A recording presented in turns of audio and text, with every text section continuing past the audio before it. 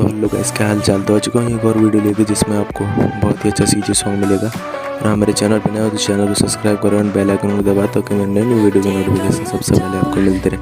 और मुझे इंस्टा में फॉलो करना ना भूलना। चलो शुरू करते हैं।